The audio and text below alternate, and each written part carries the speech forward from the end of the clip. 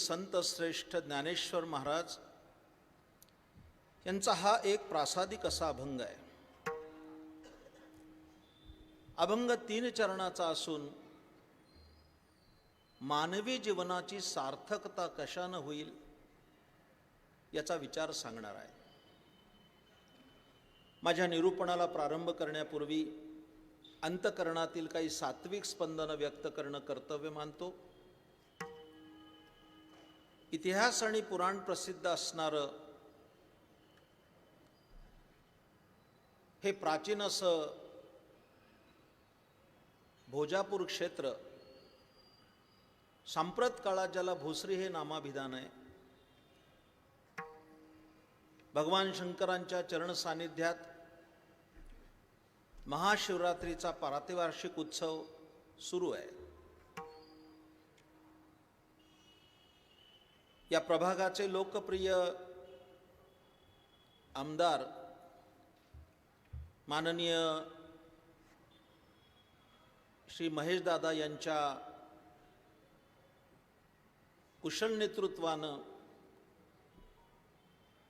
आणि माननीय ज्ञानेश्वर लांडगे साहेब आणि माननीय बाळासाहेब लांडगे साहेब यांचं मार्गदर्शन लाभलेलं आहे.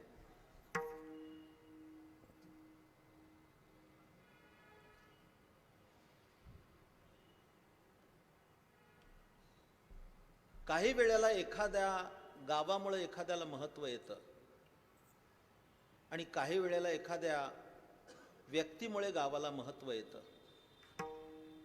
तसं वारकरी संप्रदायामध्ये भोसरी हे गाव प्रसिद्ध आहे. ते परमश्रद्धेय वैकुंठवासी ज्ञानेश्वर माऊली भोसरीकर यांच्याच नावानं. पण वारकऱ्यांना भोसरीचा परिचय झाला की भोसरीकर माऊली. मी त्यांना पाहिलं होतं, त्यांचं भजन कीर्तन ऐकलं होतं.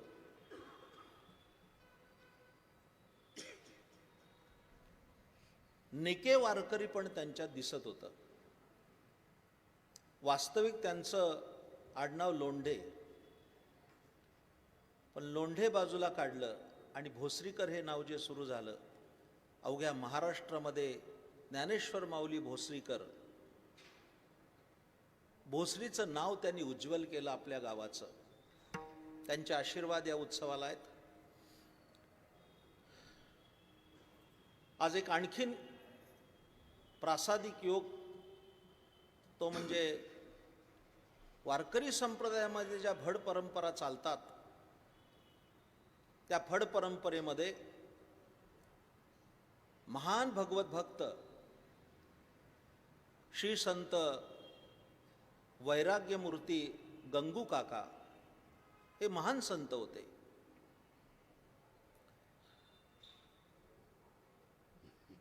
मूळचे सातारचे, शिरवळचे म्हणून शिरवळकर नाव त्यांचंही सुरू झालं. त्या फडाचे विद्यमान ज्येष्ठ फडाधिकारी आणि माझे परमार्थ पथावरील एक सन्मित्र असे हरिभक्तिपरायण श्रद्धेय आदरणीय भागवत महाराज शिरवळकर हे आज या धर्म सभेमध्ये उपस्थित आहेत. मी आपणा सर्वांच्या वतीनं त्यांना नम्र अभिवादन करतो आणि नमस्कार करतो. मला यायला थोडा उशीर झाला,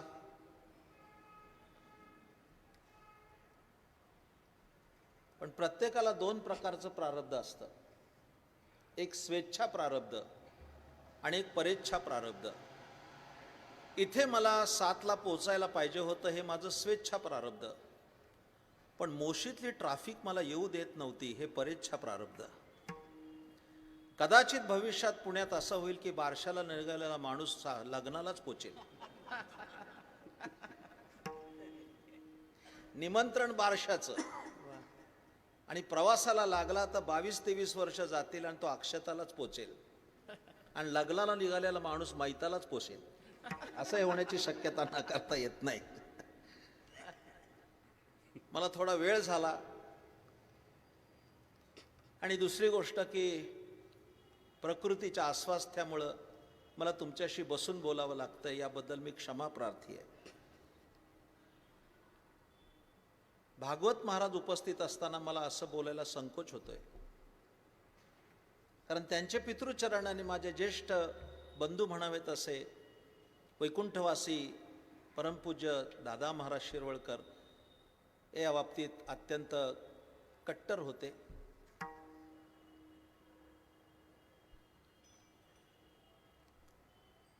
माझ्या प्रिय श्रोत्यांनो, अन्यत्र काही ठिकाणी वारकरी संप्रदायाच्या बाबतीमध्ये प्रदूषण झालं असेल, पण वारकरी संप्रदायाची भजन परंपरा आणि नियमनिष्ठा ही फड परंपरेत चालवली, याचा सार्थ अभिमान आम्हा वारकरी संप्रदायिक सर्व लोकांना हे लक्षात ठेवा. तेवढं कुणी करू शकणार नाही. फक्त कथेची सामग्री देह अवसानावरी, फक्त आता शरीरानं सिग्नल दिलाय, तो बोनस जपून वापरायचा आहे, एवढा त्याच्या मागचा हेतू, नाही तर काही नाही. इकडे लक्ष द्या. वेळ जरी झाला असला तरी मी वेळेत सोडणार आहे. अभंग चांगला याची मला जाणीव आहे. खरं तर हा अभंग पाठ नाही, त्याला वारकरी म्हणता येणार नाही. बरोबर आहे? सर्व भजनी कलावंत आणि वारकरी असेल आणि हा अभंग पाठ नसेल तर तो भजनाला जात नसेल, असा एक वर्ग आहे. वारकरी भजनाला जात नाही. वारकरी संप्रदायाच्या भजन परंपरेमध्ये भजन संपता संपता शेवटच्या टप्प्यामध्ये माऊलीचे अभंग म्हणण्याची परंपरा आहे. त्याच्यात हा म्हटला जातो, त्यातल्या त्यात छोटा आहे म्हणून अधिक वेळा म्हटला जातो. तो आज मी निरूपणाला घेतलाय. घेण्याचं कारण माऊलींची वारी आज आहे, एकादशीचा पर्व काळ आहे. त्या ज्ञानेश्वर महाराजांच्या काही तत्वज्ञानाचं चिंतन व्हावं या हेतूनं तो घेतलाय. अभंग सुंदर आहे याची मला जाणीव आहे. घड्याळात 8 वाजलेत याची पण जाणीव आहे. वेळेत कीर्तन सोडायचं याची पण जाणीव आहे. पुढे बहुत करणे आहे याची जाणीव आहे. म्हणून थोडं सांगणार आहे पण अतिशय गोड सांगणार आहे, ज्याला इंग्रजी भाषेमध्ये शॉर्ट बट स्वीट असं म्हणतात. थोडं पण अतिशय गोड. आणि खरं सांगायचं झालं तर तुम्हाला बरं वाटावं असं कीर्तन करणार नाही, तुमचं बरं होईल असं कीर्तन करणार, ज्यामध्ये तुमचं कल्याण आहे, ज्यामध्ये तुमचं आत्महित आहे असं स्वरूपाचं संक्षिप्त पण अत्यंत साक्षेपी मांडायचा मानस आहे. फक्त शांत स्वभावाचा माणूस आहे, अशांत वातावरणात कीर्तन करू शकत नाही. तुम्ही जेवढी शांतता प्रदान कराल तेवढं काही मी चांगलं सांगू शकेन. माझ्या प्रिय श्रोत्यांनो, इकडे लक्ष द्या. अनेक पैलू आहेत या अभंगाला, की कोणत्या पैलूतून त्याचं चिंतन करावं. पण माझ्यासमोर जी आज कॅटेगरी आहे त्या कॅटेगरीचा विचार करून काही त्यांना अनुलक्षून चिंतन करणार आहे. जीवन सगळ्यालाच मिळतं पण फार थोड्या लोकांना कळतं. इकडे लक्ष द्या. कुणाला जीवन मिळत नाही, फार थोड्या लोकांना कळतं. आणि ज्या लोकांना कळतं त्यातल्या फार थोड्या लोकांच्या जीवनात धन्यता येते. सगळ्याचं जीवन धन्य असत नाही.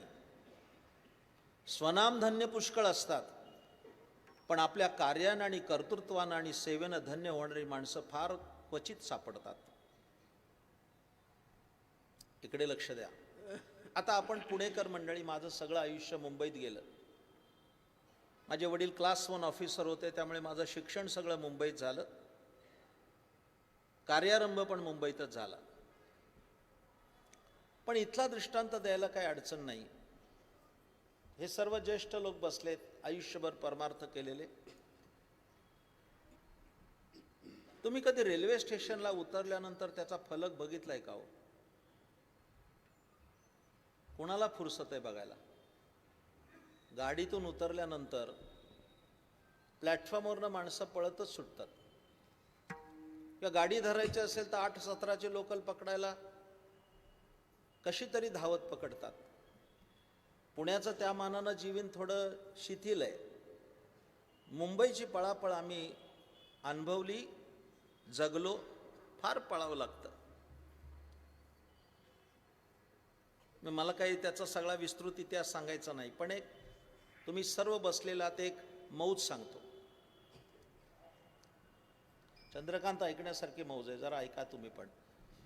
माझं तर स्पष्ट मत आहे की पखवाजांनी पण कीर्तन ऐकावीत. ते काही काही ऐकत नाही, त्यांना फक्त कुठे प्रमाण येत आहे. असं झालं तर अमृताचे सागडी बुडीजे आणि तोंडा वज्र मिठी पाडीजे असं होईल. एक जण अमृताच्या समुद्रात पडला आणि बुडेल म्हणून तोंड बंद करून गुदमरून मेला. अरे तो पाण्याचा समुद्र नाही, तो अमृताचा आहे, तोंडात गेलं पाहिजे ना. तसं आपण सगळे अमृताच्या डोहातात, प्रत्येकाने ते अमृत प्राशन केलं पाहिजे. मग गायक असो नाही तर वादक असो. नाही तर माणसं कीर्तनात बसलेले असतात, तिथं कणिक पडलेली असते, ती उचलायची, त्याचा उंदीर करायचा, तो उंदीर मोडायचा, त्याचा मोदक करायचा. तो सांगतो सनत असे आचरट चाळे करत जर कीर्तन ऐकले तर आयुष्य सगळं बर्बाद होईल, काही फरक होणार नाही. पेक्षा काही मी उद्धार पावेन, काही कृपा करील नारायण. ऐसे तुम्ही सांगा संतजन, करा समाधान चित्त माझे. या तीव्र तितिक्षेनं कीर्तन ऐकले तर आयुष्याचं कल्याण होईल. चला एक मौज सांगतो तुम्हाला. आता उद्यापासून बघाल तुम्ही जे रेल्वेने प्रवास करतात, पुणे स्टेशनला गेल्यानंतर विशालजी तुम्ही बारीक पाटी बघितलं तर दिसेल, तिथं लिहिलंय पुणे जंक्शन. बरोबर आहे, पुणे जंक्शन. शिवाजीनगरला लिहिलंय का हो? शिवाजीनगर जंक्शन, खडकी जंक्शन असं आहे, कासारवाडी जंक्शन असं आहे, दौंड जंक्शन आहे ना, Daund junction, Dadar junction, Bombay central junction. एखाद्याच प्लॅटफॉर्मवरती पाटी असते, त्या स्टेशनला जंक्शन लिहिलं असतं. काय म्हणून जंक्शन? करेक्ट, त्याचं कारण आहे. कासारवाडी जंक्शन नाही, शिवाजीनगर जंक्शन नाही, दापोडी बोपडी तर छोटी स्टेशन आहे. जंक्शन का लिहितात त्याचं उत्तर असं आहे, तिथून गाड्या सुटतात विविध दिशांना, त्याला जंक्शन म्हणतात. पुण्याहून गाडी कोल्हापूरला पण जाईल आणि पुण्याहून गाडी इकडे सोलापूरला पण जाईल, ते जंक्शन. बॉम्बे सेंट्रलवरनं कल्याण जंक्शनवरनं गाडी सुटली, इकडे पुण्याला पण जाईल, इकडे नाशिकला पण जाईल, तिथून रस्ते फुटतात. हा आधुनिक दृष्टांत द्यायचं कारण काय? कारण आता तुम्हाला संत वाङ्मय उच्च विद्याविभूषित लोकात न्यायचं असेल तर तेच दृष्टांत देणं अनिवार्य आहे.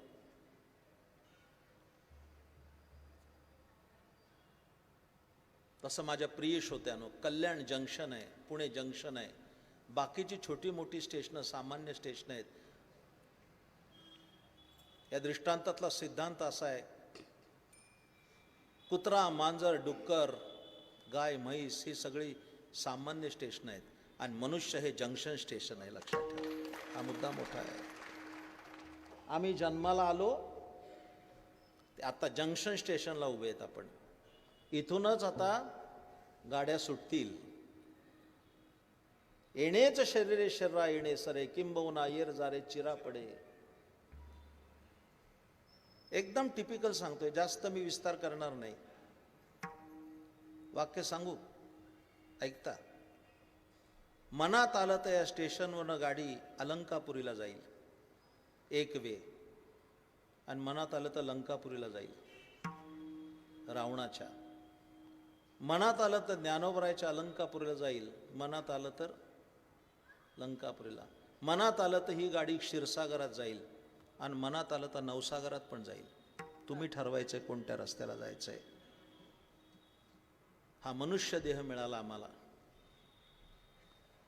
याची देही घडे देवाचे भजन, याची देही घडे देवाचे भजन, याची देही घडे देवाचे भजन, याची देही घडे देवाचे भजन. आणि कहे ज्ञान नाही कोठे, नाही कोठे, आणि कहे ज्ञान नाही कोठे, नाही कोठे, आणि कहे ज्ञान नाही कोठे.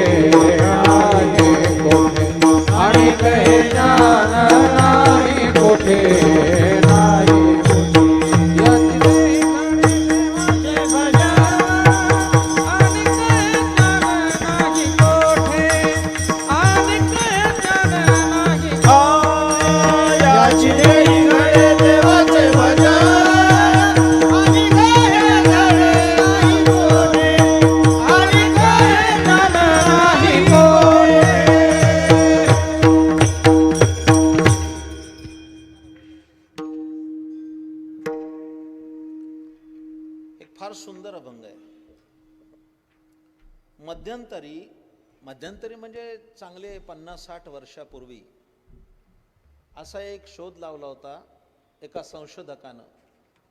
वास्तविक काही गरज नाही आहे सांगण्याची, पण महाराज आहेत आत्ता मी बोलतोय, ते माझ्यासमोर प्रधान श्रोत आहेत. ज्ञानेश्वरी सांगणारे ज्ञानेश्वर महाराज वेगळे आणि अभंग करते ज्ञानेश्वर महाराज वेगळे, असा एक शोध लागला होता. सर्वसामान्य माणसापर्यंत नाही येते. 2 ज्ञानेश्वर झाले, तसे तुकाराम महाराज पण खूप झाले असा कोणीतरी शोध लावलाय. तुका विप्र वगैरे इत्यादी इत्यादी, आता मला तिकडे जायची गरज नाही आहे. पण ज्ञानेश्वर महाराजांच्या ज्ञानेश्वरीतलं विचाराचं साधर्म्य आणि अभंगातलं साधर्म्य हे लक्षात घेता हे ज्ञानेश्वर महाराज एकच होते, 2 नव्हते. प्रातस्मरणीय वैकुंठवासी गुरुवर्य मामासाहेब दांडेकर यांनी त्याचा प्रस्तावनेमध्ये पूर्ण परामर्श घेतलाय. त्यांच्या ज्ञानेश्वरची प्रस्तावना आपण वाचा. इकडे लक्ष द्या, त्याचा विचार मी सांगणार आहे पुढे. कारण श्रीमद भगवद्गीतेच्या 6व्या अध्यायातील 5व्या श्लोकाचा विचार करा, म्हणजे तुम्हाला तो कळेल. उद्धरेदात्मनात्मानं नात्मानमवसादयेत आत्मैव ह्यात्मनो बंधुरात्मैरिपुरात्मनः. त्याच्या खालची टीका वाचा. त्याचा विचार मी नंतर पुढे नेतो, आता प्रस्तुत करत नाही, सध्या गरज वाटत नाही म्हणून पुढे जातो. ज्या विचाराशी आपण आता संलग्न आहोत, आता तुम्ही सगळे बसलाय माझ्यासमोर, हे मानवी जीवन जर कृतार्थतेला प्राप्त व्हावं असं वाटत असेल तर या मानवी जीवनाच्या शतायुष्याची 4 भागात विभागणी केली भारतीय संस्कृतीने. जे ज्या कॅटेगरीचे असेल त्याने ऐका. बाळांनो जरा पुढं सरका पुढे जरा, या पुढे, विणेकरी पण पुढे या जरा, या जरा जवळ या, अजून या जवळ, अजून जवळ या, आणि सगळे ऐका. बस ठीक आहे. एकूण 4 कॅटेगरीज. इकडे लक्ष द्या. त्यांना जवळ घेतलं कारण पहिली कॅटेगरी त्यांची आहे. इकडे लक्ष द्या. ऐका सगळेजण. एक तर एवढं छोटं आहे, मगापासून टुकू माझ्याकडे बघताय. काय त्याला कळण्याचं वय नाहीये.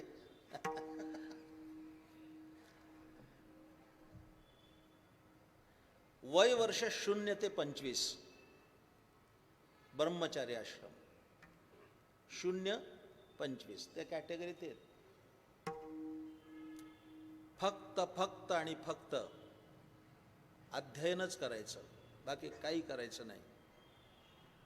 हा त्या आश्रमाचा विशेष आहे. तत्वचिंतकांना पण औदासीन्य यावा असा काळ आहे सध्या. तुम्हाला माहीत नसेल, पण लहान मुलांच्या हातातून मोबाईल कसा काढून घ्यावा याचे अभ्यास वर्ग निघालेत. महाराज फार अवघड आहे. आणि घराघरात गेल्यानंतर ते पालक सांगतात, आमचा बंटी ना, मला जे कळत नाही ते त्याला कळतं. हेच त्या पालकाचं न कळणं असतं. ते काय कौतुक आहे. 14 विद्या आणि 64 कला. एखाद्या कलेसाठी जीवन समर्पित करणारी माणसं कमी नाहीत. फक्त शिक्षण घेतलं पाहिजे. जरा बोलू का? नुसत्या सनईसाठी एका माणसाने समर्पित केलं तर भारत तर बिस्मिल्ला खान झाला. लक्षात, भारत रत्न मिळाला, त्या कलेसाठी मिळाला. सगळं आयुष्य समर्पित केलं. एक गायनासाठी समर्पित करणारे पंडित भीमसेन जोशी भारतरत्न झाले. एका खेळासाठी समर्पित होणारे सचिन तेंडुलकर भारतरत्न झाले. आता ही संप्रदायातली नररत्न आहेत. चंद्रकांत पांचाळ काय, सनत कुमार काय, एका कलेसाठी आयुष्य संपून टाकलंय. इतकं सोपं नाहीये. त्यांना बोलवलं म्हणून ते पखवाजवळ आले. रक्त ओकून कला ग्रहण केली. रक्त ओकून. टाळीमध्ये बोल बसवावा लागतो, पाठ करावा लागतो, टाळीत बसवावा लागतो, तो घोकावा लागतो, त्याचं रियाज करावं लागतं. वेगवेगळ्या मात्रांमध्ये. मला येत नाही आहे, मी पखवाज काही शिकलो नाही, मला येत नाही. किती गोड वाजवत आहेत.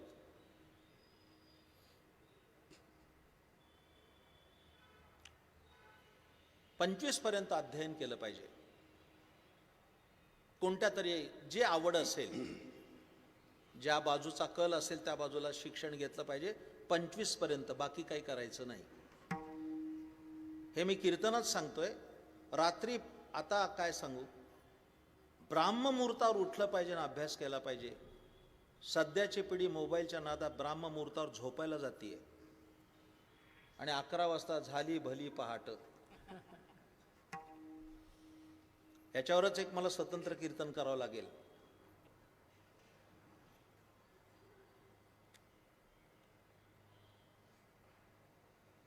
माफ करा जास्त बोलल्याबद्दल. आजच मला एक सांगावं आलाय. एका शाळेतल्या मुख्याध्यापकाने सगळ्या शिक्षकांचे मोबाईल जप्त केले.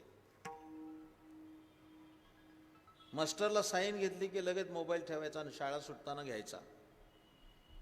कोण आहारी गेला नाही त्याच्या. चालू कीर्तनात काही चॅटिंग करणारे कमी आहेत मोबाईलवर. हे कुणीतरी बोललं पाहिजे. कदाचित तो दोष माझ्याकडे येईल महाराज.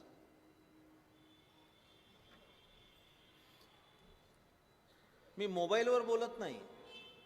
25 पर्यंत कोणतंही दुसरं आलंबन असता कामा नये जीवनाला, तर तो माणूस काहीतरी घडेल आणि भारताची संस्कृती समृद्ध होण्यासाठी एक विशेष व्यक्तिमत्व म्हणून जन्माला येईल. 25 पर्यंत फक्त अभ्यास करायचा, ही पहिली कॅटेगरी आहे. 25ला त्यांनी ग्रहस्थाश्रमात जायचं, लग्न करायचं. 25व्या वर्षी त्याचा किमान 100 वर्षाच्या आयुष्याची गणना ठरली तर 25 पर्यंत ब्रह्मचारी आश्रम, 25 नंतर त्यांनी गृहस्थी झालं पाहिजे. 4ही आश्रमाचा पोशिंदा असणारा गृहस्थ आश्रम धन्य म्हटलाय. सगळ्यात श्रेष्ठ आश्रम असेल तर तो गृहस्थ आश्रम आहे. आपण सगळे त्या गृहस्थ आश्रमाचे धारक आहोत. माझ्या सकट इथं कुणी संन्यासी दिसत नाही मला, क्वचित ब्रह्मचारी, बाकीचे सगळे. तो संसार पण चांगला केला पाहिजे, लक्षात ठेवा. एकदम सुंदर संसार करायचा. हरिपाठ आपण रोज म्हणतोय. त्या हरिपाठाच्या पहिल्याच अभंगात 3ऱ्या क्रमांकाच्या चरणात काय सांगितलंय? नसोनी संसारी जिव्हा वेगू करी. असोनी. मीच चुकलो वाटतं.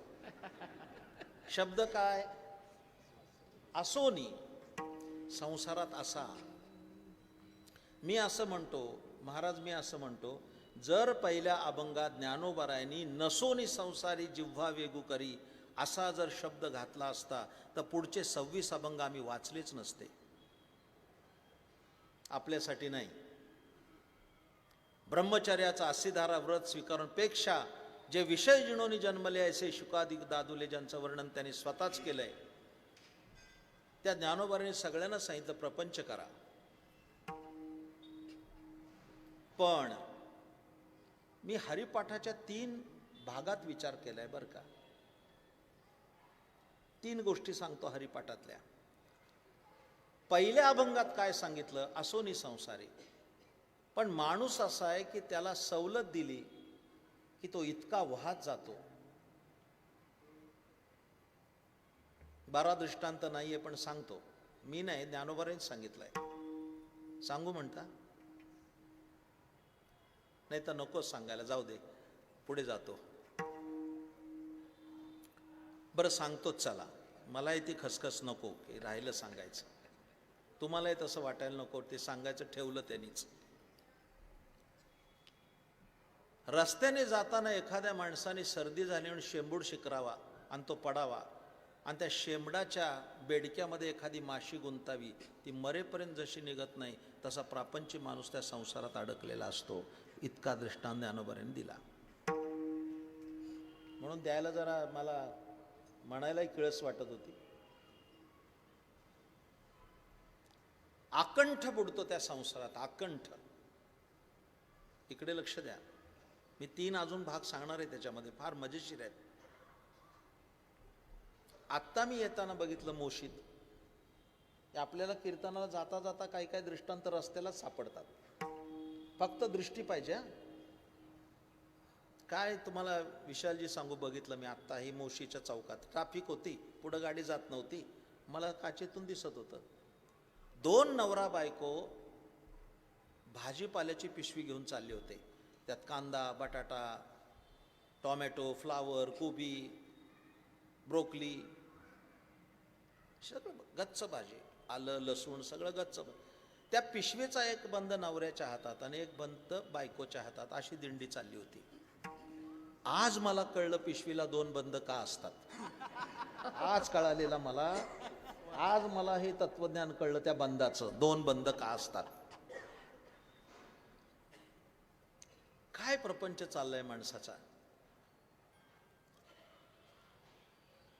बाहेर पडायलाच तयार नाहीत माणसं.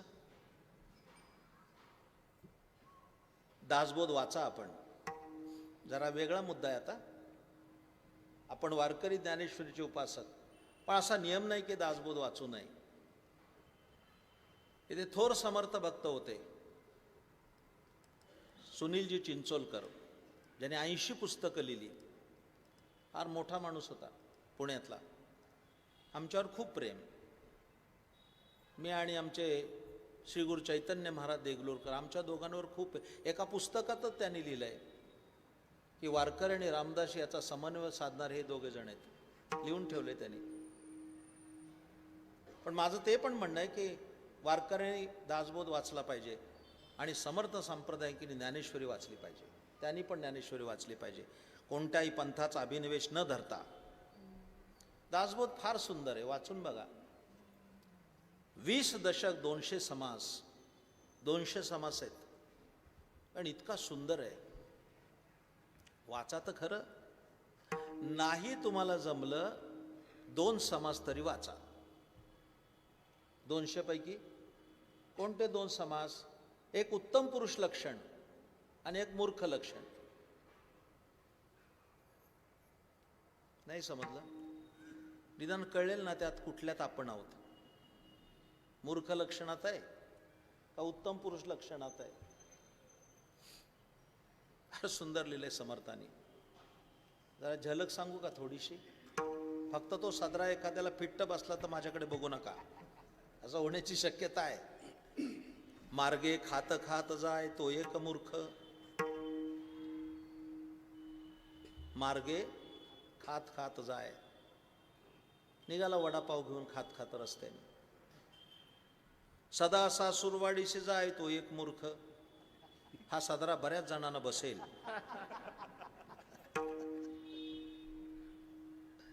फार सुंदर आहे दासबोध, वाचा कधीतरी. आठवण्याचं कारण 3 मुद्दे सांगतो. 3 तुम्ही पण ऐका.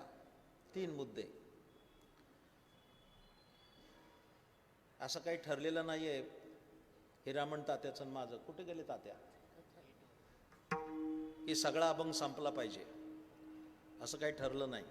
इकडे लक्ष द्या. नुसताच प्रपंच केला तर काय होईल? 3 प्रश्न. नुसताच प्रपंच केला तर काय होईल? 2 नुसताच परमार्थ केला तर काय होईल? आणि प्रपंच आणि परमार्थ हे समतल केलं तर काय होईल? 3 मुद्दे. ऐकताय ना?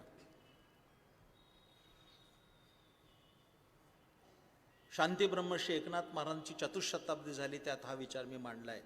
नाथ महाराजांचा संसार कसा होता? इकडे लक्ष द्या. 3ही सांगतो हा. फार छान बसला आणि खूप छान ऐकताय. नुसताच प्रपंच केला असे लोक आहेत ज्यांना परमार्थाचं काही घेणं देणं नाही.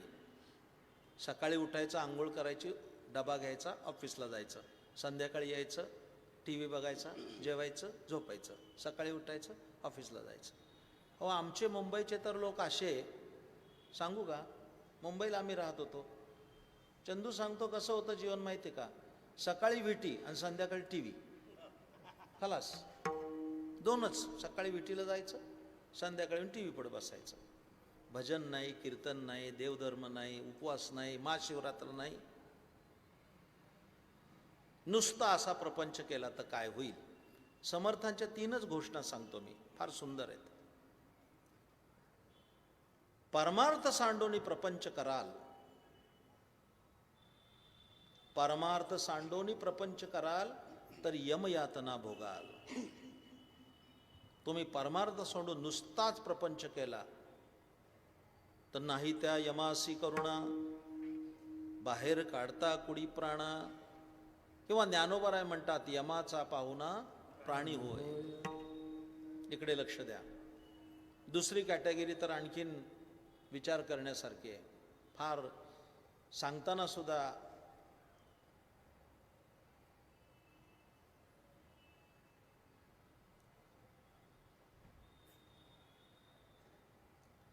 प्रपंच न करता परमार्थ केला तर काय होईल? जरा ऐका. नुसताच प्रपंच केला तर यमाचा पाहुणा प्राणी होय किंवा यमयातना भोगाल. प्रपंचाकडे दुर्लक्ष करून जर नुसताच परमार्थ केला, असेही खूप लोक आहेत की ज्यांचं प्रपंचाकडे लक्ष नाही. बोहल्यावर चढलेल्या मुलाच्या अंगावर अक्षता पडल्यानंतर सावधान म्हणता क्षणी पळून गेलेला एक महात्मा काय सांगतोय ते नीट ऐका. हे बोलण्याचं सुद्धा इतकं सोपं नाहीये. सावधान म्हणता क्षणी समर्थ निघून गेले, पण त्यांनी उपदेश काय केला? इकडे लक्ष द्या.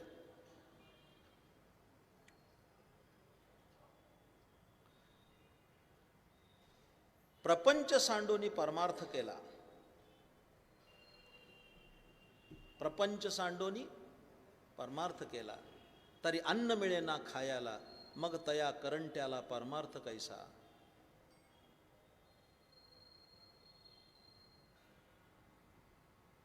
आणि तिसरी गोष्ट इतकी सुंदर आहे, खूप सुंदर. प्रपंची जो सावधान तोच परमार्थ करील जाण, प्रपंची जो अप्रमाण तो परमार्थी खोटा. ज्ञानोबराय तसंच सांगताय, जयाचे आहिक धड नाही, तयाचे परत्र पुससी काही. वारकरी संप्रदाय, आता तुम्हाला कदाचित त्या पंथाचा अभिनिवेश म्हणून सांगतो, त्या पंथाचा एक प्रवक्ता म्हणून सांगतो. जगामध्ये अनेक पंथ आहेत, काही तोटा नाही पंथांना, पण शहाण्या लोकांचा पंथ कोणता म्हणून जर प्रश्न आला तर फक्त वारकरी पंथाचं नाव घ्यावं लागेल, ना की अजून कोणत्या पंथाचं. पण वारकरी संतांनी काय केलं, एक लक्षात ठेवा, ज्ञानेश्वर महाराज आदी भावंड सोडली तर सगळे संत प्रापंचिक होते. कोणी प्रपंच केला नाही, कोणी केला नाही. नाथ महाराजांनी प्रपंच केला, चोखोबरांनी केला, गोरोबा काकांनी केला, सावतोबांनी केला, नरहरी महाराजांनी केला. सगळे संत प्रापंचिक होते. पण एक फरक तुम्हाला सांगतो की इकडे प्रपंच आणि इकडे परमार्थ हा विषय संतांनी ठेवला नाही. वाक्य नीट ऐका. संतांनी असा प्रपंच केला की त्यांचा प्रपंचच परमार्थ झाला, वेगळं करायचं काही राहिलं नाही. धन्य पुण्य रूप कैसा झाला संसार, धन्य पुण्य रूप कैसा झाला संसार. धन्य पुण्य रूप कैसा झाला संसार, धन्य पुण्य रूप कैसा झाला संसार. देवाणी भक्त तुझा नाही विचार, देवाणी भक्त तुझा नाही विचार. देवाणी भक्त तुझा नाही विचार, देवाणी भक्त तुझा नाही विचार. धन्य पुण्य रूप कैसा झाला संसार, धन्य पुण्य रूप कैसा झाला संसार, धन्य पुण्य रूप कैसा झाला संसार, धन्य पुण्य रूप कैसा झाला संसार.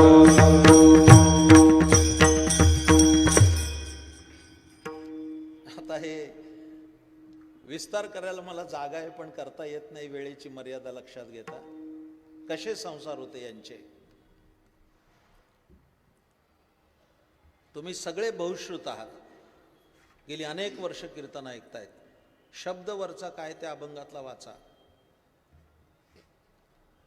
धन्य आजी दिन दर्शन संताचे, नांदे तया घरी दैवत पंढरीचे. म्हणून त्यांचा प्रपंच सुद्धा परमार्थ झाला. का? देव त्यांच्या घरी नांदत होता. नाथ महाराजांच्याकडे पाणी भरत होता, गोरोबा काकाच्या घरी मडकी करत होता, सावतोबांच्या शेतात खुरपत होता. मला सांगा, ज्या घरामध्ये प्रत्यक्ष पांडुरंग आहे त्याला घर म्हणायचं का मंदिर म्हणायचं? त्यांची घरं नव्हती, ती घरं त्यांची मंदिरं होती, कारण प्रत्यक्ष पांडुरंग तिथं होता. आणि शब्द काय घातलाय माहिती का? प्रत्यक्ष शब्दशः अर्थ करायचा झाला तर तो नांदत होता. पुरुषांना नाही कळणार नांदणं काय असतं. एका वाक्यात सांगू का? जिथं मनासारखं काहीच घडत नाही, मनाविरुद्ध घडतं, त्याला नांदण म्हणतात. हे सगळं काय असेल तरी देव सहन करत होता. त्यांचे प्रपंच परमार्थ झाले. पण खूप सावधतेनं ग्रहस्थाश्रम करायला पाहिजे, उत्तम ग्रहस्थाश्रम. कारण 3 आश्रम जे आहेत बाकीचे, ब्रह्मचारी आश्रम, वानप्रस्थाश्रम, संन्यासाश्रम, हे सगळे 3 आश्रम, त्याचा पोशिंदा आश्रम ग्रहस्थाश्रम आहे. कारण बटू कुठे जाणार? ग्रहस्थाच्याच घरी जेवणार. वानप्रस्थी ग्रहस्थाच्या जेवणार. संन्याशी दुपारी 12 वाजता भिक्षा कुठं मागणार? ग्रहस्थाच्या दारातच मागणार आहे. श्रेष्ठ आश्रम ग्रहस्थाश्रम आहे, उत्तम करायचा. संसार फाटका असता कामा नये, मस्त संसार करायचा. क्षमा करा मला जास्त बोलल्याबद्दल, तुम्हाला क्षमा मागून बोलतो. मला कोणी विचारलं तर मी त्याला सांगतो, मी माझा प्रपंच बघतो आणि वेळ मिळाला तर परमार्थ करतो. प्रपंच नीट सांभाळला पाहिजे. आता ते सांगायला वेळ नाही आहे. प्रपंच तरी कशाला? पुढची वारी चालू ठेवायची असेल तर प्रपंच चांगला केला पाहिजे. आपली वारी पुढे चांगली चालायची असेल तर, आणि मुलाला उचलून आणावं लागत असेल तर त्याला वारी, मी तर कीर्तनात जाहीर सांगितलंय, तुमची माळ आणि वारी मुलांनी चालवली तरच 7-12 नावावर करा. प्रॉपर्टी जर पाहिजे तर वारी पण सांभाळली पाहिजे ना. हे सुद्धा स्वच्छ आहे. उत्तम संसार केला पाहिजे. आणि 50 नंतर वानप्रस्थाश्रम आहे. 50 नंतर निवृत्त व्हायचं संसारातून. मी हे माझ्या प्रिय श्रोत्यानो व्यासपीठावरून बोलत नाही. माझं आता 62 वय चाललंय. 12 वर्षापूर्वी निवृत्त झालोय. सगळी सूत्र मुलाच्या हातात दिलीत. तू सांभाळ. मला आता परमार्थासाठी स्वतंत्र राहायचंय, निवांत राहायचंय. विशालजी तुम्ही घरी कधी या. माझा मुलगा BSc ॲग्री आहे, सगळं सांभाळतो. मला काहीच, सगळं सोपवून टाकलंय त्याच्यावर. काय काय माणसं 80 वर्षाचा झाला तरी किल्ल्या कमरेलाच. आणि किल्ल्या कशाच्या? तर साखर आणि बुकणीच्या डब्याच्या. काय तरी प्रपंच चाललाय त्याचा. काही घबाड असावं आणि किल्ल्या असाव्या तर वेगळी गोष्ट. 2 चमचे साखर आणि 1 चमचे चहा पावडर काढून सुनेला म्हणतो चहा कर. आणि अनुभव आहेत आमचे. आमच्याकडे काही माणसं येतात, म्हणतात महाराज कणाकणानं गोळा केलं, आम्ही गेल्यावर कसं होईल? जाऊन बघा, चांगलं होईल. लोक वाटच बघताय तुमच्या जाण्याची. 50 नंतर वानप्रस्थ आहे. त्यात जरा बोलू का? आयुष्याची संध्याकाळ आली. आता दिवस मावळतील आला. आता मी हा अभंग घेण्याचं कारण सगळे त्या कॅटेगरीचे लोक माझ्या समोर आहेत. 50च्या आसपास आगे मागे असणारे बसलेले. काही 45 असतील, अजून 5 वर्षांनी जातील. काही 55 असतील, 5 वर्ष ॲडमिशन घेऊन झाली. त्या कॅटेगरीचे लोक आहेत ना समोर बसलेले. वानप्रस्थी कसं राहायचं? म्हणजे आता कीर्तन ऐकलं की उद्या लगेच लंगोटी लावून कुंभमेळ्यात नाही जायचं. अरे बाबा, वानप्रस्थ म्हणजे काय? घरातच असायचं पण घरात नसायचं. याचं नाव वानप्रस्थी. घरात असायचं, मुलगा आहे, सून आहे, नातुंड आहेत, मस्त राहायचं, पण लुडबुड करायची नाही. बघत बसायचं कसा संसार चांगला चाललाय. जिथं अडचण असेल तिथं सल्ला द्या, तुमच्या अनुभवाचा उपयोग होईल संसाराला. लुडबुड नाही करायची, करू दे त्यांना. म्हणजे तुम्हाला ज्ञानेश्वरीतला दृष्टांत सांगू का? जेवी जळा आत पद्मपत्र. कमळाचं फूल पाण्यात असतं, त्याचं जे पान असतं त्या पानाला पाण्यात राहून सुद्धा पाण्याचा स्पर्श नसतो, तैसे असावे संसारी. तर कोण बघायला गेलाय कमळ आणि तलाव? तुम्हाला साधा दृष्टांत सांगतो. घराच्या मागं आळू असतात का नाही? आळूची पानं लावतात प्रापंचिक माणसं तिथं. आळूचे कांदे टाकलं की आळू येतात ना. सकाळच्या समयाला त्या आळूच्या पानाच्या खळग्यात असा सुंदर मोत्याचा थेंब असतो पाण्याचा. असतो का नाही? दिसतो का नाही? असा टिचकी मारली, खळदिशी पाणी पडून जातं, पान कोरडं असतं. पानाला पाण्याचा स्पर्श असतो, तैसे असावे संसारी. आणि हाही कळलं नसेल तर माझ्या माता भगिनींना दृष्टांत सांगतो. निर्लेपची भांडी, निर्लेपचं डोसा पात्र बघा, माना हल्ल्या त्यांच्या. मला उत्तम स्वयंपाक येतो हा. फार थोड्या लोकांना माहिती आहे. उत्तम स्वयंपाकी आहे मी. चंदू बरोबर आहे ना? मी सांगत नाही कीर्तनात, नाही तर लोक विणा काढून घेतील आणि झाऱ्यात देतील, बसा भजी तळत म्हणून. हे तुला सनद सांगतो, उत्तम स्वयंपाकी आहे मी. चातुर्मासाला राहिल्यामुळे मला चांगला स्वयंपाक येतो आणि रसज्ञ पण आहे. म्हणजे मला कळतं काय खावं, जे कित्येकांना कळत नाही. मला काहीतरी आत्मस्तुतीचा दोष लागो. आणि माझ्यासमोर एक माणूस मी बघितला, त्याने आईस्क्रीम चहात बुडवून खाल्ली. काय लायकीचा असं तो मला सांगा. ते काय खावं हे पण कळावं लागतं ना. मी आत्ता तात्याला सांगितलं की मला काय फराळाचं पाहिजे. असो, रसज्ञ पण आहे. मुद्दा काय चाललाय? आळूचं पान, निर्लेप पात्र, तैसे असावे संसारी. असंच राहायचं. माझं कीर्तन सगळं कळो नाही तर न कळो, आजचे वानप्रस्थी सुधारले तर माझं कीर्तन यशस्वी. कसं राहायचं सांगू का? सांगू म्हणता? आता कल्पना करा, एक प्रॅक्टिकली सांगतो, मी जे जगतोय ते सांगतो. आता तुम्ही जेवायला बसलाय, आज एकादशी आहे पण उद्या जेवायला बसला. आपल्याला काय भेंडीची भाजी आवडत नाही, पण सुनबाईने भेंडीचीच भाजी केली, आनंदानं खायची. याचं नाव वानप्रस्थ. माझं बोलणं कळतंय का नाही? आपल्याला भेंडीची भाजी आवडत नाही, आपल्याला आवडते गवारीची भाजी. आणि सुनबाईनी काय केली? भेंडीची. गिळगिळीत असते, मला पण फारशी आवडत नाही. भेंडीची भाजी अशी बुळबुळीत असते, गिळगिळीत असते, तरी मूग गिळून खायची. तक्रार करायची नाही. माझा मुद्दा सांगू का? अरे 50 वर्ष खातं चालं ना जिभेचे चोचले करत. कानाची रंध्र उघडी ठेवून वाक्य ऐका. 50च्या नंतर जगण्यासाठी खायचं, खायसाठी जगायचं नाही. आपलं जीवन चालेल एवढ्या कॅलरीज मिळतील असं खायचं, खाण्यासाठी जगायचं नाही. वसवस करायचे नाही 50 नंतर. वानप्रस्थ. केली भेंडीची भाजी, तुमच्यासाठी सांगतोय. केली भेंडीची भाजी, आपल्याला आवडते गवारीची म्हणा, तरी आनंदानं खायची भेंडीची भाजी. उलट सुनबाईचं कौतुक करत खायची. अगं काय भाजी सुंदर केली, मी काय भेंडी खात नाही, पण तुझ्या हाताला चव आहे. आहा हा हा, काय भेंडीची भाजी झाली, वा. मिटक्या मारीत खायची. मग म्हणायचं, भेंडीची भाजी एवढी चांगली करते तर गवारीची कशी करशील? नाही, दुसऱ्या दिवशी गवार झाली तर माझं नाव बदलून ठेवा. ही प्रपंचाची गणितं आहेत. भेंड्याची केली का खलास, प्रपंचच खलास. तोंड वाकडं करून खाण्यात काय अर्थ आहे? खा ना.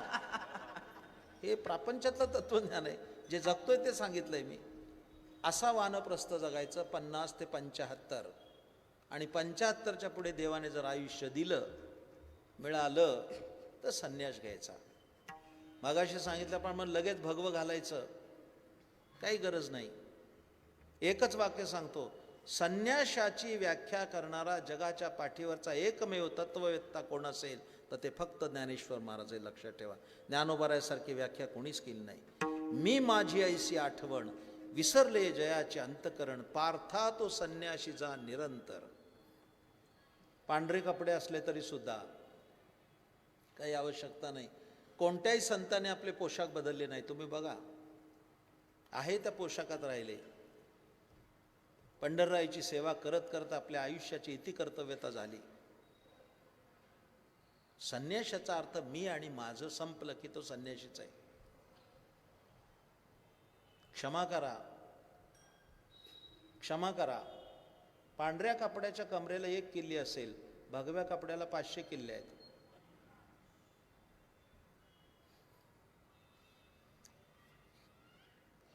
संन्यस्त राहायचं. अशा पद्धतीने आपली जीवनक्रमाली करून कोणी तुम्हाला येणार नाही. आता तिथे येतोय मी. आपुली आपण करा सोडवण, आपुली आपण करा सोडवण, आपुली आपण करा सोडवण, आपुली आपण करा सोडवण, आपुली आपण करा सोडवण, आपुली आपण करा सोडवण,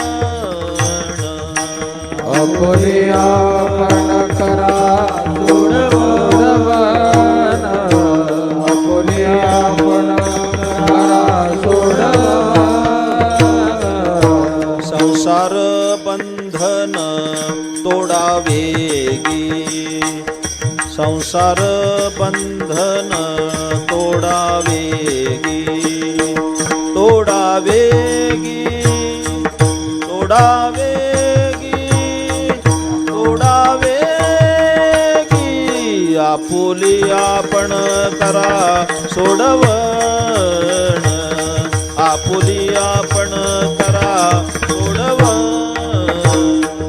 संसार बंधन तोडावे, संसार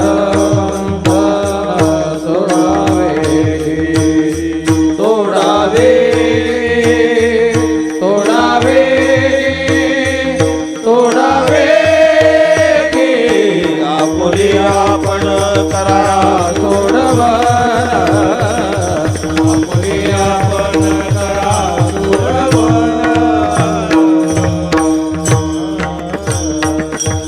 ठोबार कुमाई, हरे हरे ठोबार कुमार, जय जय ठोबार कुमाई, जय जय ठोबार कुमार, जय जय ठोबार कुमाई. ठोबार कुमार. बोला पुंडली कवरदा हरी ज्ञानदेव ठोबार कुमाई, ठोबार कुमारी, ठोबार कुमाई, ठोबार कुमारी, ठोबार कुमारी.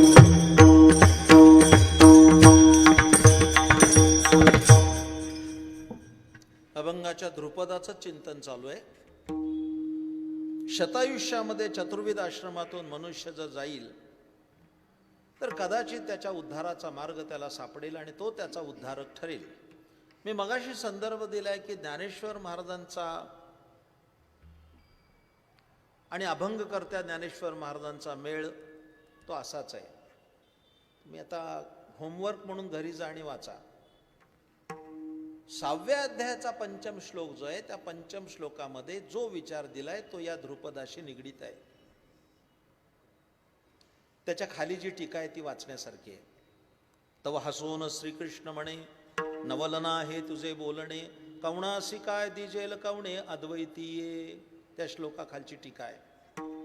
फार सुंदर आहे ज्ञानेश्वरी, फारच सुंदर आहे. फक्त त्याच्यात बुडी देता आली पाहिजे. सांगू म्हणता, ज्ञानेश्वरीची उंची कळत नाही आणि खोली पण कळत नाही. पण खोली पाहण्याचा प्रयत्न केला तर सुंदर सुंदर मोती हाताला लागतील. आणि उंची पाहण्याचा प्रयत्न केला तर नक्षत्राचं चांदणंच हातात येईल, एवढी सुंदर ज्ञानेश्वरी. तुम्ही त्याच्यामध्ये डुंबी देऊन बघा, बुडी देऊन बघा, असे मोती सापडतील. माझी आत्मस्तुती होईल कदाचित. लॉकडाऊनमध्ये काय करायचा हा सगळ्यांना प्रश्न होता. बाहेर जाता येत नव्हतं, बाहेरचा माणूस आत येऊ दिला जात नव्हता, काय करायचं. माझे मित्र शशीभाऊ काटे आत्ता आले नाहीत, आम्ही आत्ताच मुंबईहून दोघे आलो. त्यांना विवाह असल्यामुळे ते त्या समारंभास गेले. त्यांनी मला सुंदर कागद आणून दिला, जो झाडाच्या लगद्यापासून तयार केलेला आहे, आणि त्याचे 9x12 कटिंग करून ओम नमोच्या अध्यापासून पहिली ओवी श्री गुरु चैतन्य महाराजांनी लिहिली आणि शेवटची ओवी 9 महिने ज्ञानेश्वरी हस्तलिखित केली. 9 महिने इतकी सुंदर ती ग्रंथ झाला. त्या वेळेचा सदुपयोग करून घेतला की घरी बसून काय करायचं. एक ओवी लिहिण्यासाठी 3 मिनिटं लागत होती. ही मंडळी बघा, यांच्याकडे हस्तलिखित जशी ती त्यांचा ठेवा आहे संपूर्ण परंपरेचा. लिहिण्यामुळे काय झालं, ज्ञानेश्वरीतले असे सुंदर सुंदर मोती गवसले. इकडे लक्ष द्या. त्याच्या खाली काय आलंय, तव हसो न श्रीकृष्ण म्हणे. मी ज्यावेळेस माझ्या गुरुजींकडे पाठाला होतो, ते आमचे सद्गुरुनाथ वैकुंठवासी परमपूज्य सद्गुरू दुंडा महाराज देगलूरकर यांचा मी विद्यार्थी पाठाला होतो. भगवान कृष्ण तिथं हसले. वास्तविक हसण्याची जागा आहे का ती? गीता चालू आहे, अर्जुन समोर आहे, भगवान गीतेचं प्रतिपादन करताय, ती हसण्याची जागा आहे? अहो, तलवारींचे खणखणाट, गदांचे ठणठणाट, आरोळ्या किंकाळ्या, हत्तींचे फुतकार, घोड्यांचे चित्कार, रक्ताचे पाठ वाहत आहेत, आणि तिथं हसायचं काय कारण आहे? पण तव हसो न श्रीकृष्ण म्हणे.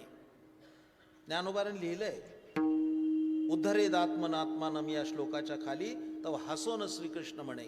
प्रश्न आहे की का हसले? हसण्याला काही मर्यादा आहेत. का हसावं, कुठे हसावं, किती हसावं, का हसू नये? इकडे जरा लक्ष देऊन ऐका. पुरुषापेक्षा महिलांवर जास्त निर्बंध आहेत हसण्याच्या बाबतीत. एका द्रौपदीच्या हसण्यानं महाभारत झालं. एका ओळीत विषय संपला. भगवंताने हसायचं काय कारण आहे? काय कारण आहे? बरं, आता एक प्रश्न सांगू का मनीषजी? एक प्रश्न असा इतका सुंदर आहे. गीता झाली 5000 वर्षापूर्वी, ज्ञानोबा आहे आत्ता 750 वर्षापूर्वी. त्या भगवान तिथं हसले, हे ज्ञानोबाला कसं कळलं? प्रश्न आहे ना. गीता सांगणारे भगवान, ज्ञानेश्वरी निरूपण करणारे ज्ञानोबा आहे. या श्लोकाच्या खाली ते हसले होते, हे टीका ग्रंथात ज्ञानोबाने लिहिलंय ना. त्यांना कसं कळलं की भगवान तेव्हा हसले होते? सततं कीर्तयंतो आमच्या खाली नाही लिहिलं तेव्हा हसो न श्रीकृष्ण म्हणे. या श्लोकाखाली का म्हटलंय? म्हणून गीते विणू रंग द्यावे जे ज्ञानोबा म्हणतात. ज्ञानेश्वरीतून गीता वजा केली तरी माझा ग्रंथ स्वतंत्र असेल, कारण तो परिणत प्रज्ञेने तयार केलेला ग्रंथ आहे ज्ञानोबारायचा. इकडे लक्ष द्या. माझे सद्गुरुनाथ त्यांनी 70 वर्ष ज्ञानेश्वरी सांगितली. 90 वर्षाच्या आयुष्यात 70 वर्ष ज्ञानेश्वरी सांगितली, आणि 70 वर्षात त्यांची फक्त 3च आवर्तनं झाली. किती सम्यक रीतीनं ज्ञानेश्वरी अभ्यासली. इकडे लक्ष द्या. ते का हसले ते सांगतो नंतर. पण हसतात केव्हा लोक? विशालजी, हसण्याची 3च ठिकाणं आहेत. एक, विनोद झाला, हसला, योग्य. विनोद झालाच नाही ना हसला, वेडच आहे. काही काही गावाला कीर्तनाला आपण जातो, त्यांना काहीही सांगा, आपल्यालाच वाटतं आपण तर बहिऱ्याच्या गावाला नाही ना आलो, त्याला काही कळतच नाही.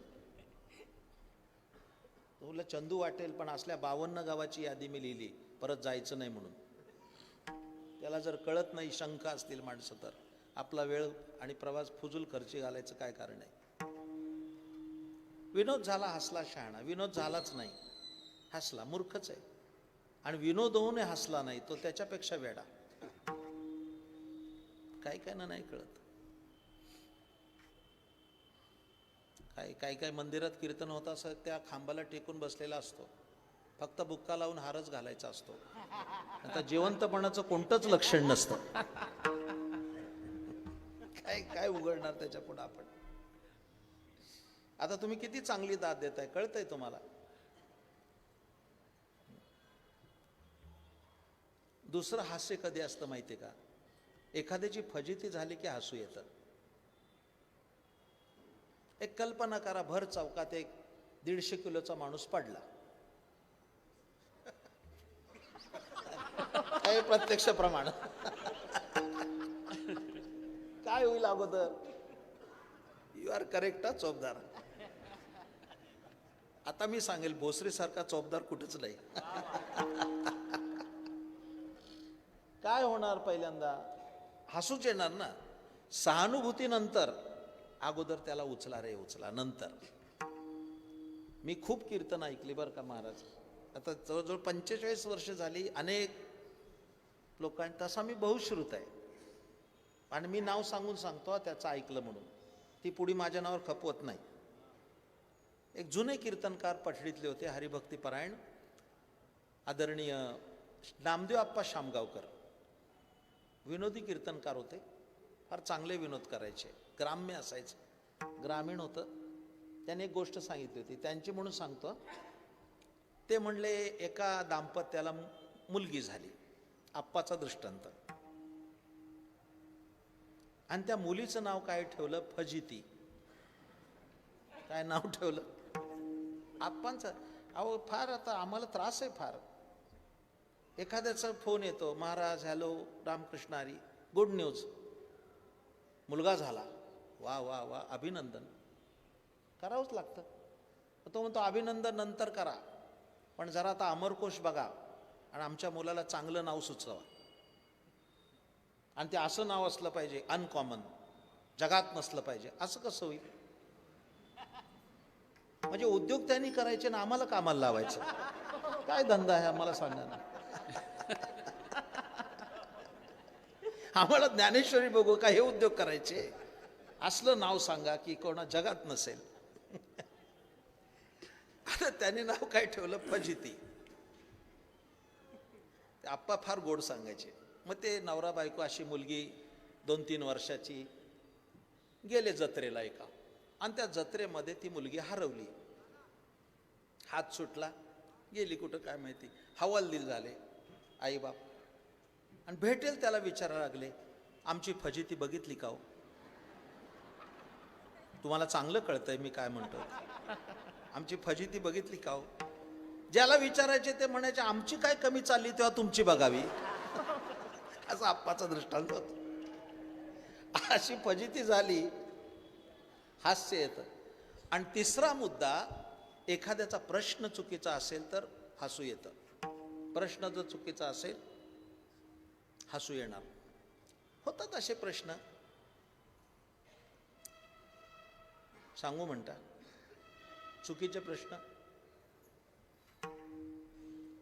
एका फर्ममध्ये वॅकन्सी होती, पोस्ट ग्रॅज्युएट झालेली पोरं गेली, पण योगायोगानं डायरेक्ट अशिक्षित 7वी पास.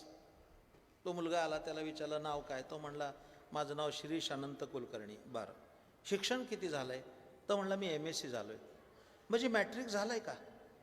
हां, अरे तो पोस्ट ग्रॅज्युएट झालाय, MSc झालाय, तो मॅट्रिक झाल्याशिवाय झाला का. मॅट्रिक झालाच आहे. आमचे महाराज गोष्ट सांगायचे, माझे गुरुजी गोष्ट सांगायचे, फार मजेशीर गोष्ट. जुने मित्र भेटले एक दिवस, खूप दिवसाने भेटले. आता तुम्ही दोघे वाजवताय, 20 वर्षांनी कुठेतरी भेट झाली, गडीभर दिल्लीलाच भेट झाली. 20 वर्षामध्ये बरंच बदल झाले होते, लांबी रुंदीत. पण ओळखीचा वाटतोय, पण आता थेट कसं विचारायचं. जवळ जाऊन विचारलं, तुम्ही केशवराव का. हो. यांनी त्याला निरीखलं, तुम्ही वामनराव का. हो. मग आपण एका शाळेत शिकलो. ओळख पटली, कडकडून मिठी मारली. आता केशवराव राहिलंय का? केश्या. आणि याने त्याला मिठी म्हणून म्हणला, गाढवा वामन्या केवढा सुटलाय. क्षेम कुशल विचारून झालं. त्या केशवरावच्या हाताला एक मूल होतं 7-8 वर्षाचं. त्या वामनरावने विचारलं, तुझा का? तो हो म्हणला, माझा. थोरला अजून एक धाकटा घरी आहे. असं लगीन केलंस वाटतं? त्याच्याशिवाय झालंय का हे? काय काय प्रश्न गाढवासारखे विचारायचे. लगीन केलंस का? आता हे झालंय ते त्याचंच आहे ना फलित. असे किती हसला तुम्ही. मी काय तुम्हाला हास्य निर्माण व्हावं म्हणून कथा सांगितली नाही. अर्जुनाने प्रश्न विचारला, माझा उद्धार कोण करील? भगवान म्हणाले, उद्धरेदात्मनात्मानं नात्मानमवसादयेत. आपुली आपण करा सोडवण, संसार बंधन तोडावेगी. कोण येणार नाही तुम्हाला सोडायला. तूच तुझा मित्र आहेस आणि तूच तुझा शत्रू आहे, असा त्या अर्थश्लोकाचा आहे. तुम्ही तुमची सोडवणूक करून घ्या. चला शेवटचा दृष्टांत सांगतो. वेळ संपत आलाय.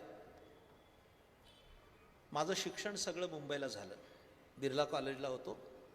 तिथं हाजी मलंग आहे की नाही, कल्याणजवळ.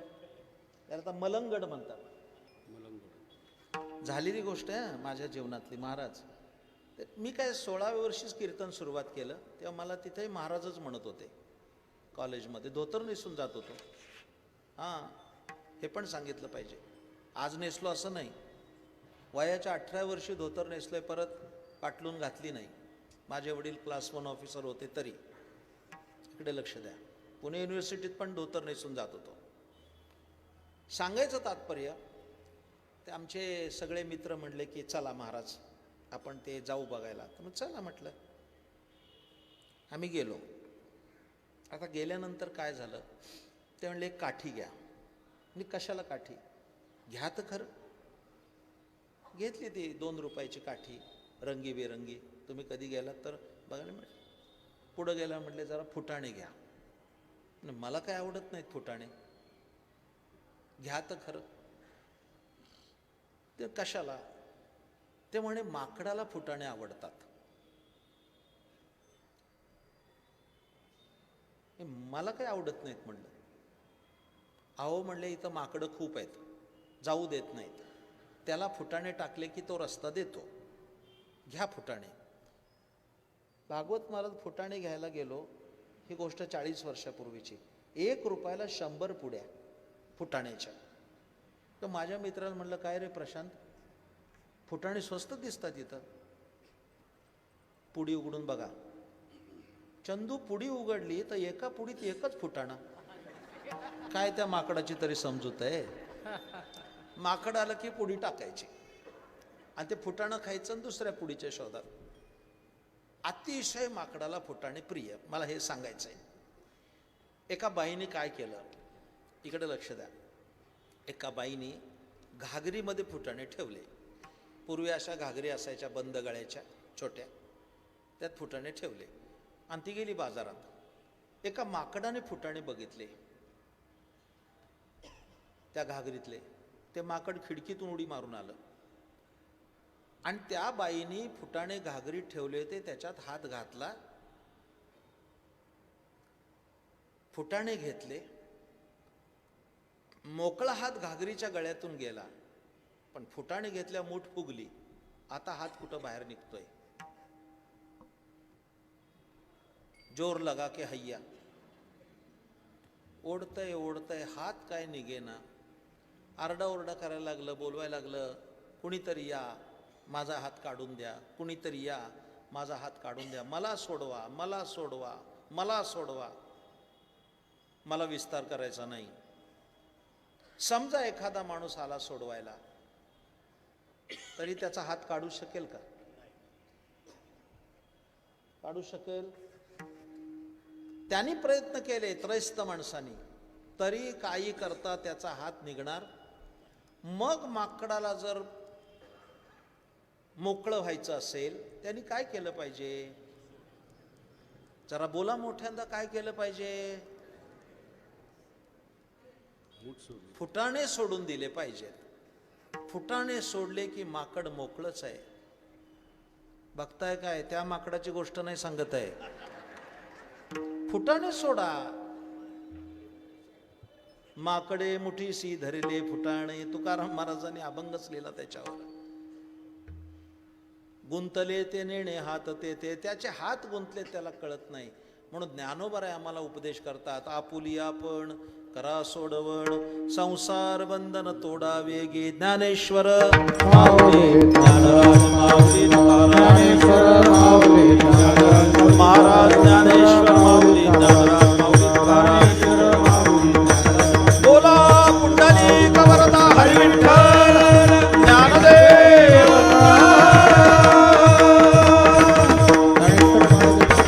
ज्ञानेश्वर माऊली ज्ञानेश्वर माऊली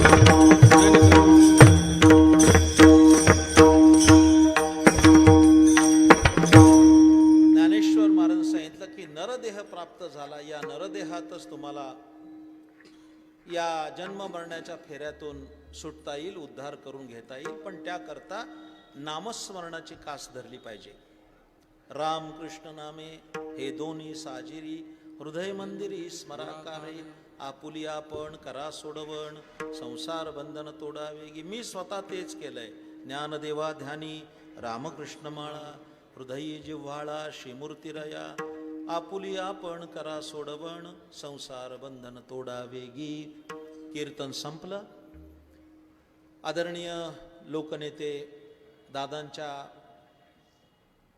कुशल नेतृत्वाखाली हा उत्सव अनेक वर्ष चालू आहेत. त्यांचा माझा अनुबंध लक्षात घेता आमचे हिरामण तात्या आग्रह करू सांगतात की हे कीर्तन तुम्हाला करावंच लागेल. पण आम्हाला एक खूप मोठं समाधान कोणतं असेल तर पुण्याच्या जवळ असणाऱ्या या भोजापूर नगरीमध्ये हा अत्यंत चांगला उत्सव होतोय. आणि इथे वारंवार येण्याचं कारण काय असेल दरवर्षी, तर इथल्या लोकांना कीर्तन कळलंय हे त्याचं कारण आहे, लक्षात ठेवा. येताना पण त्या वक्त्याला आनंद झाला पाहिजे की बाबा तिथं गेल्यानंतर लोक ऐकतात, हे आमचं आत्मिक समाधान आहे वक्त्याचं. इथं अनेक वक्ते आहेत, त्यांना विचारा. आपण दिलेल्या विचाराचा जर प्रतिसाद लोक देत असतील तर जावं वाटतं परत परत. मी आलो, थोडा वेळ जरी झाला तरी एका चरणाचा विचार तुमच्यापुढे प्रस्तुत केलाय. सर्वांना माझं आवाहन आहे, बाहेर प्रलोभनं खूप आहेत. सर्वांना माझं मत आहे, वाईट खाऊ नका. आम्ही दररोज कीर्तनात हे सांगतोय. फार वाईट परिस्थिती आहे, फारच वाईट आहे. वाईट खाऊ नका. मांसाहार आपला आहार नाही. वाईट पिऊ नका. दारू गांजा अफू चरस ताडी माडी पिऊ नका. आता बरीचशी माणसं शहरातली पण संध्याकाळी 7 नंतर पाऊले चालती. पंढरीची नाही म्हणालो अजून मी, मला तसं म्हणायचं पण नाही. दुकानाची वाट संध्याकाळी झिंगत येतात. सगळ्या घरादाराचा सत्यानाश होतो. वाईट पिऊ नका. दररोज आंघोळ करा, तुळशीला पाणी घाला, एकादशीला उपवास करा. आळंदी, पंढरी, देहू, पैठण, त्र्यंबकेश्वर आदी संतांची वारी करा. एकादशीला उपवास करा. जय जय रामकृष्ण हरी मंत्र म्हणा. सुखाने संसार करा. आणि हे सगळं करण्यासाठी गळ्यात तुळशीची माळ घाला. त्याच्यासारखा आनंद कशातच नाही, कशातच नाही. विशाल फुगे माझे मित्र आहेत. किलोभर सोनं अंगावर असेल, पण त्या किलोभर सोन्यापेक्षा त्या सोन्यावर असणारी तुळशीची माळ आम्हाला निश्चितच अभिमानास्पद आहे. पण बाकीचं सोनं इथंच राहणार आहे. बरोबर येईल ती माळच असेल. मी अनेक महापुरुषांची चरित्र वाचले गेल्या 40 वर्षामध्ये. पण महान भगवत भक्त होते सद्गुरू दादा महाराज सातारकर, एक फार मोठे संत होते. म्हणजे परमपूज्य बाबा महाराज यांचे आजोबा. त्या फळाचाही माझा खूप निकटचा संबंध सगळ्यांना माहिती आहे. दादा महाराजांचं चरित्र त्याच्यात एक वर्णन आले. दादा महाराज गेले पंढरपूरला. वास्कर फडावर जाऊन त्यांनी माळ घातली आणि नाचू लागले, असं लिहिलंय त्याच्यात गोपाळशंकर राहेरकर यांनी.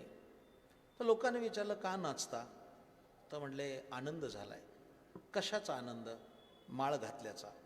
त्यात कसला आनंद? दादा महाराज म्हणाले, माळ घातल्याचा आनंद एवढ्यासाठी, काल गळ्यात माळ नव्हती, गळा उघडाच होता, मोकळाच होता. तेव्हा मरण आलं असतं तर कुणाचं म्हणून मेलो असतो. आज गळ्यात तुळशीची माळ पडली, उद्या जरी मरण आलं तर ज्ञानोबा तुकोबाचा म्हणून मरेल, असं दादा महाराज दिलेलं उत्तर आहे. त्या कुणी असेल मोकळ्या गळाचा तसं राहू नका, उद्याचा दिवस कोणाला माहिती आहे. काय काय आम्हाला अक्कल शिकवतात. आमची मनाची माळ आहे. अजून मला कळालं नाही किती मनाची, 2 मनाची का 5 मनाची का 10 मनाची. जरा बोलू का? मला आनंद वाटते तुमच्याशी संवाद साधताना. लिहून ठेवा, या जन्मात आम्ही संत होऊ शकत नाही. हो, आम्ही संत होऊ, या जन्मात आम्हाला संत होता नाही, पण एक होता येईल, आम्ही संतांचं तर होऊया. हे तर आपल्या हातात आहे. आम्ही ज्ञानोबा तुकोबा होऊ शकत नाही, पण ज्ञानोबा तुकोबाचे होऊ शकतो, लक्षात ठेवा. कंठी मिरवा तुळशी, व्रत करा एकादशी, हे तुकोबारायांनी छत्रपती शिवाजी महाराजांना दिलेला खूप मोठा संदेशाचा विषय आहे. कीर्तन संपलंय. अहो आता कितीतरी उदाहरणं मी देईल तुम्हाला, सांगतो कितीतरी देईन.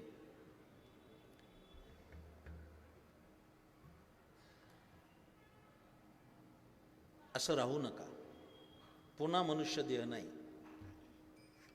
असती तर घातली असती ही अडचण, पण आम्ही ठेवली नाही. आम्ही गाडीतच माळा ठेवल्यात. कोणाला उपरती झाली तर त्यांनी घातली पाहिजे. आणि विशेषत्वानं मी सगळ्या माता भगिनींना सांगतोय, लहान मुलांना माळा घाला.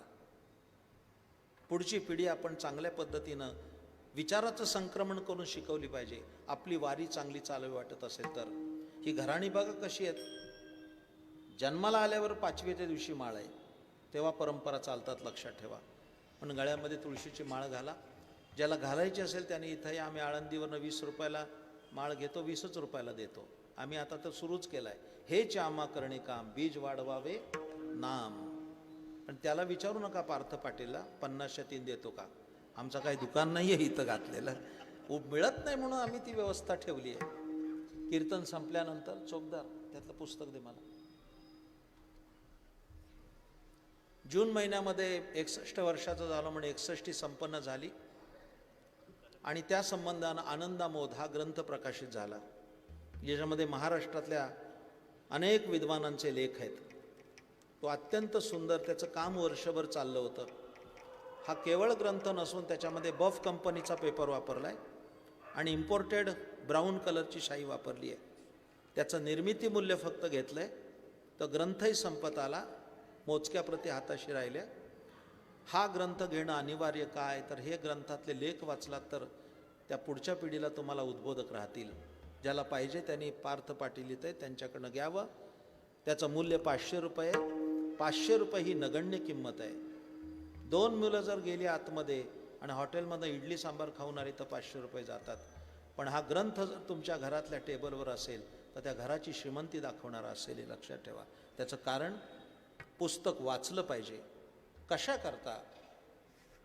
कशा करता वाचनीय परंपरा संपत चालली. विविध विषयावरचे लेख आहेत त्याच्यावर, सगळ्या वारकरी संप्रदायातील आणि इतर संप्रदायांनी सुद्धा लोकांनी लिहिलेलं आहे. पुस्तक वाचलं तर काय होतं? पुस्तक वाचल्याने मस्तक सशक्त होतं आणि सशक्त मस्तक कुणाचा हस्तक असत नाही आणि कुणापुढे ते नतमस्तक होत नाही. हा पुस्तक वाचल्याचा फायदा आहे, लक्षात ठेवा. म्हणून पुस्तक वाचलं पाहिजे. ते पुस्तक घ्यावं. ज्याला माळ घालायची त्यांनी इथं यावं. झालेली सेवा शंभू महादेवाच्या चरणी समर्पित. तुकाराम तुकाराम तुकाराम तुकाराम तुकाराम तुकाराम.